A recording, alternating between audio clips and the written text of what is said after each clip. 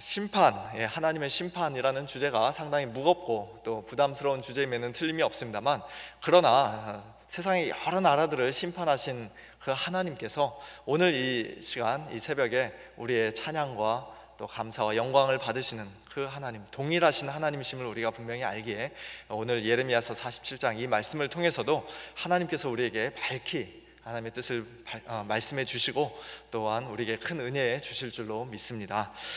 그동안 주로 유다 백성의 심판과 회복에 관한 하나님의 말씀을 전해왔던 예레미야 선지자는 엊그제 본문이었던 이제 46장부터 이스라엘 주변에 있는 여러 나라들에 대한 하나님의 심판에 관한 말씀을 본격적으로 예언하기 시작합니다. 46장에서는 애굽, 그리고 오늘 본문인 47장에서는 블레셋, 48장에서는 모압, 그리고 49장에서는 암몬, 에돔, 다메섹, 게달, 하솔, 엘람, 그리고 50장과 51장에서는 마지막으로 바벨론.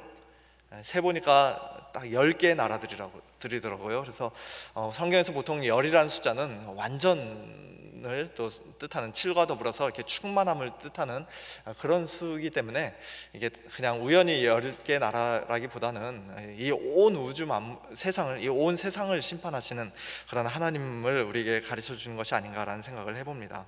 이런 심판의 말씀들을 통해서 우리가 분명히 알 수 있는 것은 하나님께서는 이스라엘만의 하나님이 아니시라는 것입니다. 그렇죠. 하나님의 백성 이스라엘뿐만 아니라 세상 여러 나라들, 강대국들과 제국들의 운명 역시도 하나님의 손에 달려 있습니다.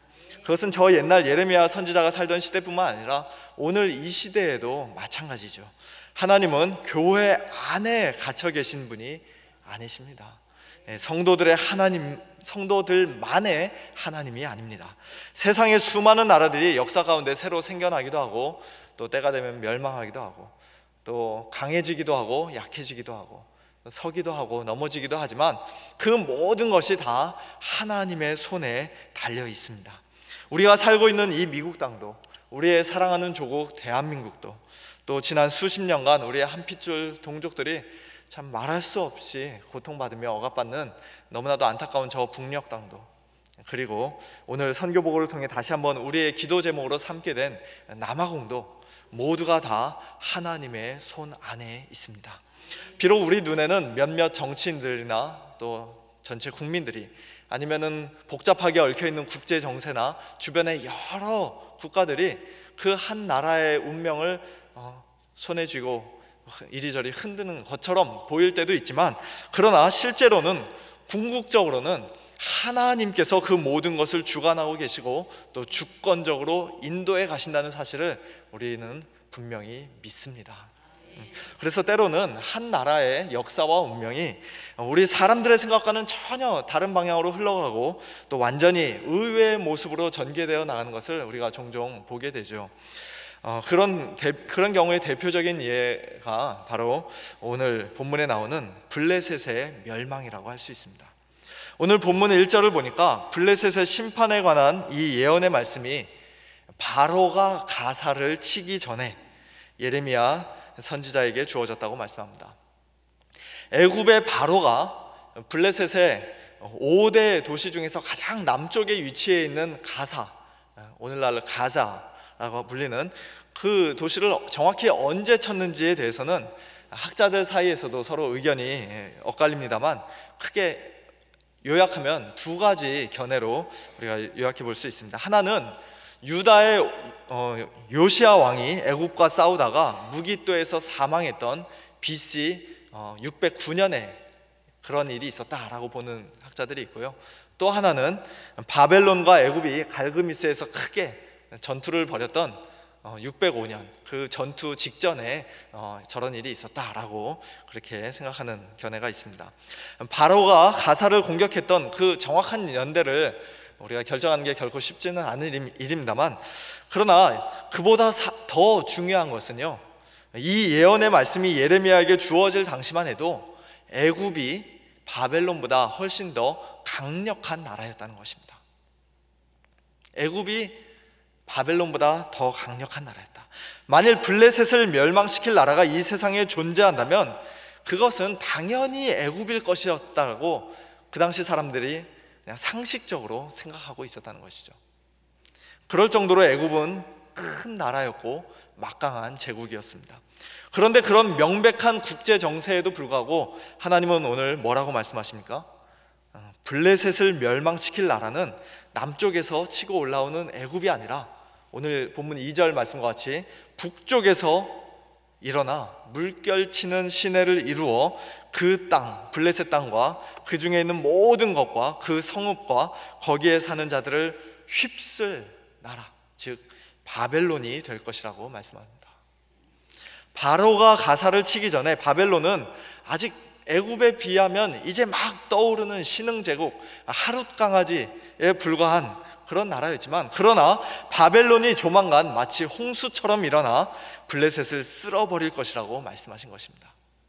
역사를 친히 주관하시는 분이 하나님이시기 때문에, 그리고 오늘 7절 말씀처럼 여호와께서 이를 명하셨고 정해 놓으셨기 때문에, 정하셨기 때문에 그와 같은 예언을 하실 수가 있었고 또 실제로 그렇게 되었던 것이죠.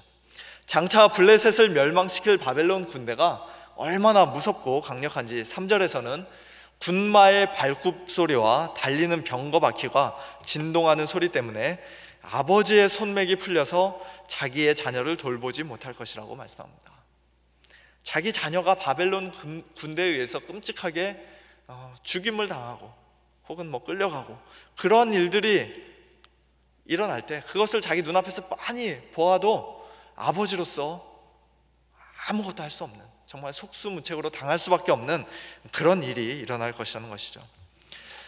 예전에 유튜브에서 어떤 영상을 하나 본 기억이 나는데요, 어린 자녀들이 애들 다치는 건 순식간이죠. 순간적으로 어떤 위험에 처할 때 아버지들이 거의 본능적으로, 반사적으로 손을 쫙 뻗어서 아니면 막 몸을 던져서 또는 막 초인적인 힘을 발휘하거나 막 엄청난 속도로 달려가서 자기 자녀를 그 위험으로부터 아슬아슬하게 건져내는 그런 짧은 영상을 본 적이 있습니다. 제 아내가 저한테 보라고 좀 이렇게 보여줬는데요. 자녀를 향한 엄마의 사랑이 위대하는 것은 우리가 상식적으로 이미 다 알고 있는 일입니다만, 그러나 아버지의 사랑이 그렇게까지 위대한지는 저는 그 영상을 보면서 정말 놀랐고 또 새삼스럽게 감탄을 했습니다. 그리고 회개도 많이 했어요. 사실 저는 그렇게 좋은 아빠가 아니었거든요.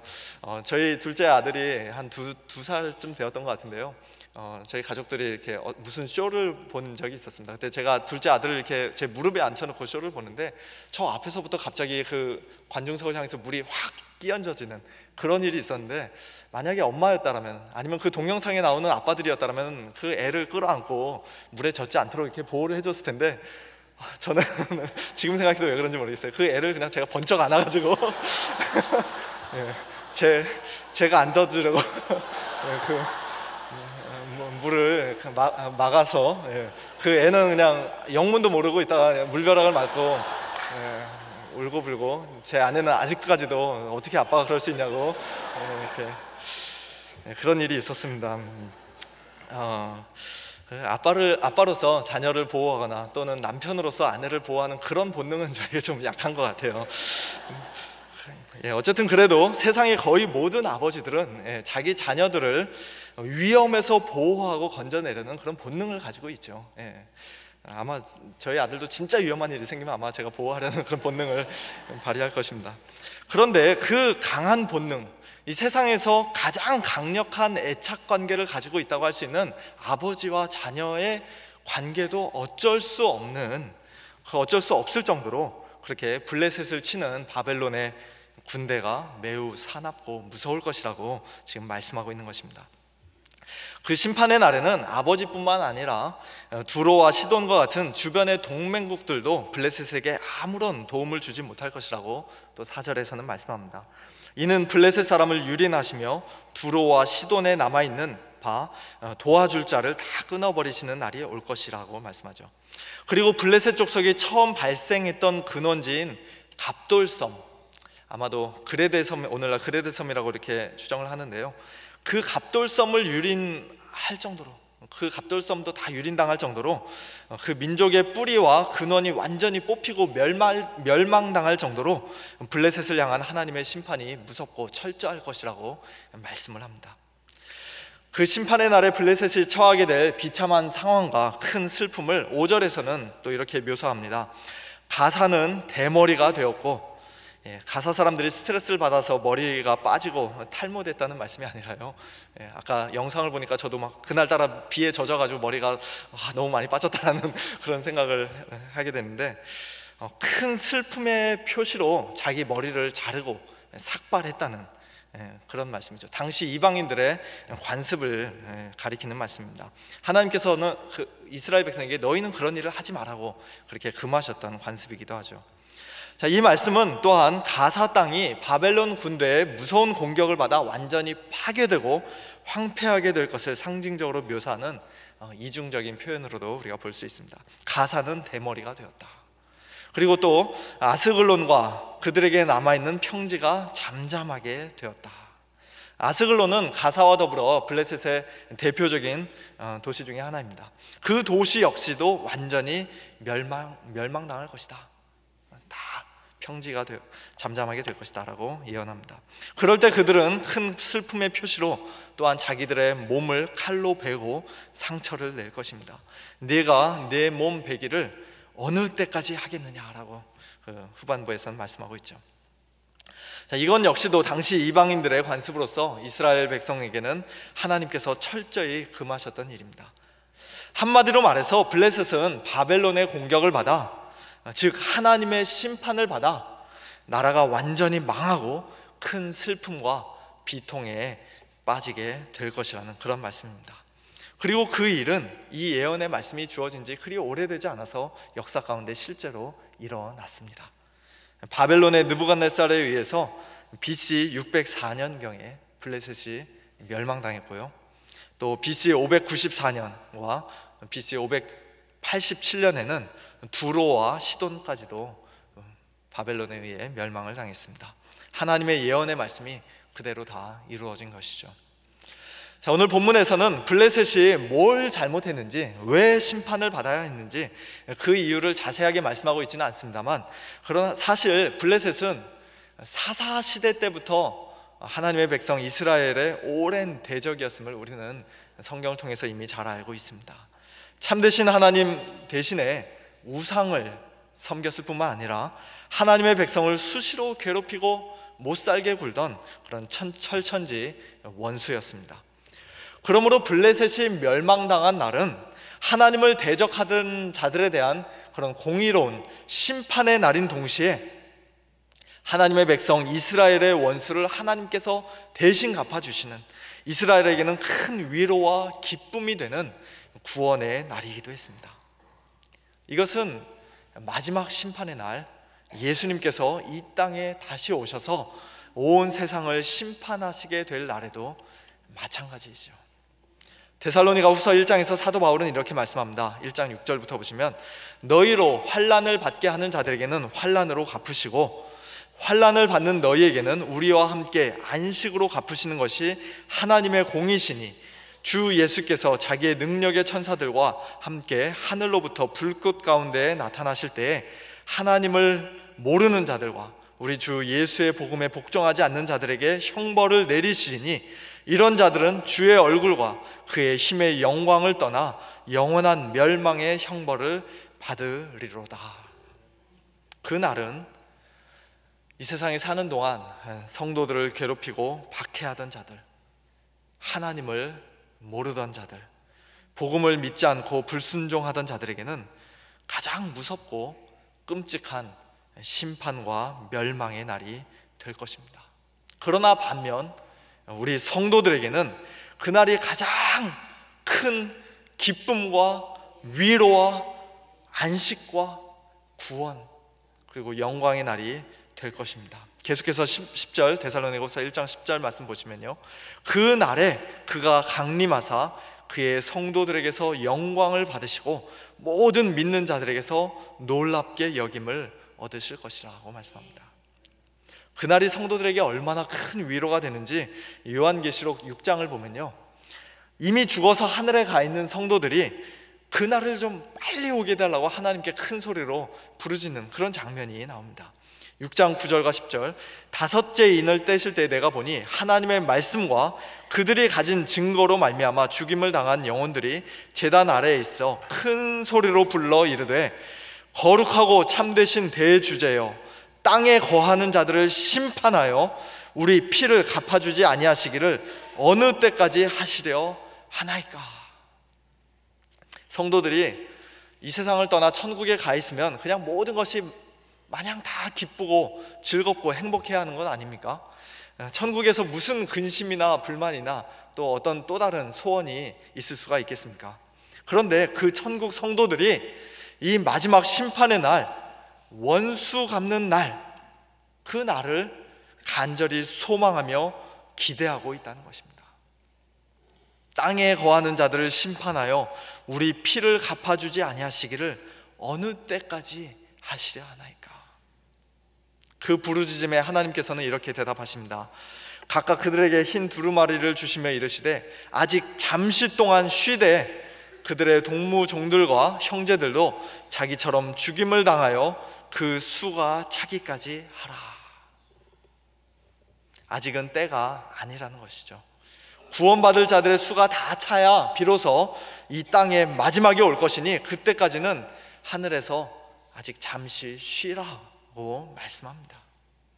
우리가 죽어서 이 땅을 떠나 천국에 가는 것이 물론 주님 안에서 복된 안식에 들어가는 것입니다만, 그러나 어떤 면에서는 그것은 아직 잠시 동안 쉬는 것이고, 더 풍성하고 영원한 안식, 완성된 천국의 안식은 마지막 날 예수님이 이 땅에 다시 오셔서 이 세상을 심판하실 때, 우리 성도들이 영광스러운 부활의 몸으로 새 하늘과 새 땅에 들어가 영원히 우리 주님과 함께 거하게 될 때 이루어지는 것입니다. 사랑하는 성도 여러분, 그 날을 사모하십니까? 그 날이 하루속히 빨리 오게 해달라고 간절히 기도하십니까? 아니면 심판의 날은 왠지 무서우니까, 또는 지금 이 세상이, 여기 이 얼바인이 너무 좋고 행복하니까 좀 주님 천천히 오십시오, 제가 살아있는 동안에는 오지 말아주십시오, 혹시 그렇게 생각하고 계시지는 않습니까? 주님이 가르쳐 주신 기도, 그 중에 특별히 나라의 임하옵시며 라는 기도를 우리가 올려드릴 때마다 사실 우리는 요한계시록 6장의 천국 성도들과 동일한 기도를 드리고 있는 것입니다. 하나님의 나라가, 당신의 나라가 임하옵소서, 그렇게 기도하는 것이죠. 내 마음속에만, 또는 내 가정, 직장, 우리 교회에만 임하는 그런 하나님 나라로 그치는 것이 아니라 궁극적으로 세상 모든 나라가 하나님의 나라가 되기를 원합니다. 우리 주님 이 땅에 다시 오셔서 이 세상을 심판하시고 우리에게 영원한 완성된 천국과 영원한 그 안식을 주실 그날이 정말 속히, 하루속히 오기를 간절히 소원합니다 라고 우리가 기도하는 것입니다. 마라나타, 주 예수여 오시옵소서, 속히 오시옵소서 라는 기도와 본질적으로 동일한 기도인 것입니다. 이 기도가 오늘 저와 우리 성도님들의 마음에서부터 우러나는 간절한 기도, 진실된 기도가 되기를 우리 주님의 이름으로 축원합니다. 그날이 오기까지는 오늘 본문 6절에서 말씀하시는 것처럼 여호와의 칼이 결코 쉬지 않을 것입니다. 오호라 여호와의 칼이여, 네가 언제까지 쉬지 않겠느냐? 네 칼집에 들어가서 가만히 쉴지어다. 심판받는 자의 입장에서는 여호와의 칼이 너무나 무섭고 끔찍해서 제발 좀 쉬라고, 그만 좀 멈춰달라고 그렇게 호소하지만, 그러나 하나님의 심판의 칼은 중간에 결코 멈추지 않을 것입니다. 7절, 여호와께서 이를 명령하셨은즉 어떻게 잠잠하며 쉬겠느냐? 아스글론과 해변을 치려하여 그가 정하셨느니라. 우리 일반 사람들도 남자가 한번 칼을 뽑으면 뭐라도 썹니까? 두부라도 썰어야지, 뭐 농담처럼 그렇게 이야기합니다만, 심판의 칼을 뽑으신 하나님께서 그 칼을 그냥 어떻게 칼집에 다시 꽂을 수 있겠느냐는 것이죠. 그런 일은 절대로 있을 수가 없다고 말씀합니다. 하나님께서는 명령하신 대로, 정하신 대로 반드시 철저하게 심판하시는 분입니다. 히브리서 9장 27절 보시면 한 번 죽는 것은 사람에게 정해진 것이요 그 후에는 심판이 있을 것이라고 말씀합니다. 그럼에도 불구하고 저와 여러분이 그와 같은 여호와의 무시무시한 칼을, 마지막 심판의 날을 조금도 두려워하지 않고 오히려 담대할 수 있는 이유, 더 나아가 그 날을 간절히 기다리고 사모할 수 있는 이유가 무엇입니까? 우리가 하나님 앞에서 한 점 부끄럼 없이 100% 완벽하게 순종하며 똑바로 제대로 잘 살았기 때문입니까? 100%까지는 아니지만 그래도 나름대로 최선을 다해 양심 지키며 다른 사람 피해주지 않고 착하게 선하게 살았기 때문입니까? 그렇지 않죠. 오직 예수 그리스도 때문입니다. 우리의 모든 죄를 한 몸에 짊어지고 십자가 위에 달리신 예수 그리스도께서 여호와의 칼, 심판과 진노의 칼을 우리 대신 맞아 주셨기 때문입니다. 여호와의 칼로 예수님을 심판하신 하나님께서 우리에게 마땅히 쏟아 부으셔야 했던 그 무시무시한 진노를 완전히 그치시고 대신에 참된 쉼과 안식과 영생의 복을 저와 여러분에게 선물로 주시겠다고 약속해 주셨기 때문입니다. 하나님이 세상을 이처럼 사랑하사 독생자를 주셨으니 이는 그를 믿는 자마다 멸망하지 않고 영생을 얻게 하려 하심이라. 다 암송하신 말씀이죠. 하나님의 독생자 예수 그리스도 안에서 오직 믿음으로 말미암아 우리 죄인들이 멸망이 아니라 영생을, 심판이 아니라 구원을, 여호와의 칼이 아니라 하나님의 사랑을 선물로 받게 되었다는 이 가장 기쁘고 복된 소식을 전하기 위해 저희 남아공 단기 선교팀은 지난 9월 말에 저 멀리 남아공에까지 비행기 타고 날아갔다 왔습니다. 그리고 베델의 수많은 성도님들과 단기 선교팀이 올 한 해에도 이 귀한 복음을 지구 곳곳에서 담대하게 전하고 오셨고, 또 지금도 많은 선교사님들께서 힘들고 열악한 환경 가운데서도 이 천국 복음을 신실하게 증거하고 계십니다. 또한 비록 멀리 선교를 나가지는 못했어도 사랑하는 가족들, 또 친구들의 구원을 위해 계속해서 눈물로 기도하고 또 기회가 될 때마다 주위 분들에게 복음을 전하시는 그런 귀한 성도님들이 우리 교회에 얼마나 많이 계신지 모르겠어요. 바라기는 미약하나마 우리가 그렇게 전하고 뿌린 그 복음의 씨앗들이 언젠가 싹을 틔우고 열매를 맺어서 마지막 심판의 날에 그들도 우리와 함께 하나님의 나라에서 영원히 쉬며 안식하는 그런 가장 귀한 복을 누릴 수 있게 되기를 우리 주님의 이름으로 간절히 축원합니다.